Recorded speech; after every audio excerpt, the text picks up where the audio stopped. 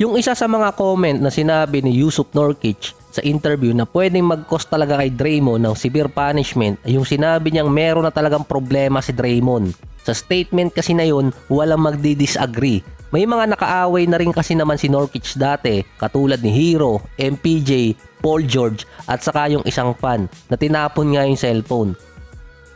Mga international player ata itong nakakabangga ni Draymond, si Steven Adams, Gobert, ngayon naman si Nurkic. Ang hindi ko lang makita or maalala kung binangga na ba niya si Nikola Jokic. Ang natatandaan ko lang dati nung siya ang binangga ni Jokic na bumagsak siya sa sahig na hindi yun natawagan ng foul at matagal din natigil si Draymond dun. So nabasa ko lang to sa Reddit.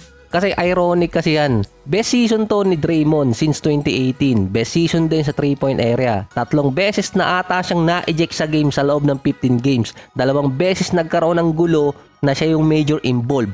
Na dati ang sinasabi ng mga fans, si Zaza Pachulia yung dirty player sa NBA. Pero yung bagong GM kasi ngayon ng Golden State, ang isa dati sa tinatag na dirtiest player ng liga, siya yung sinuwag dati ni Giannis dahil hindi na nakapagpigil. Si Jusuf Nurkic naman nung nasa PAC, matagal din siyang natigil sa lapag. Consider pa kung paano na-scout si Jusuf Nurkic. Siya yung player na directly hindi talaga nakita ng scout bago siya nakilala. Si Ja Morant nakita no ng isang coach sa gym habang naghahanap ng makakain. Si Wemby pinagkamalan na assistant coach. Si Joel Embiid naman, volleyball talaga ang sports niya at mga 14 or 15 years old lang din siya nagsimula ng basketball. Pero nakita kasi siya noon sa isang TV show.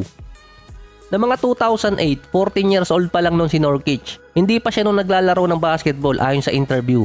May isang scout noon na habang nagbabasa ng newspaper, may nakita siyang isang balita. May isang police officer na ginulpe yung 14 na katao sa isang bar. Ang nakalagay doon na detalye, 7-footer na 400 pounds. Ang police officer na yon, tatay ni Jusuf Nurkic. Nang mabasa yon ng scout, pumunta agad siya sa hometown nito at hinanap yung police officer na ang tinanong agad niya kung meron siyang anak na lalaki. Dito pumasok si Jusuf Nurkic, 14 years old pa lang noon, halos 7-footer na ang height pero walang training sa basketball. Ang ginawa ng scout, dinala niya sa Slovenia para doon makapag-training at makapaglaro. After ng 4 na taon, nakapag-sign siya sa semi-pro hanggang umabot siya ng professional league. Naglaro din siya sa Serbia at naging top prospect noong 2014.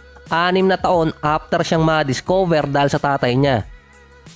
Nanalo siya ng League MVP sa Croatia, naging FIBA Europe Young Player of the Year awardee, nakasali din siya sa mga tournament gaya ng Nike.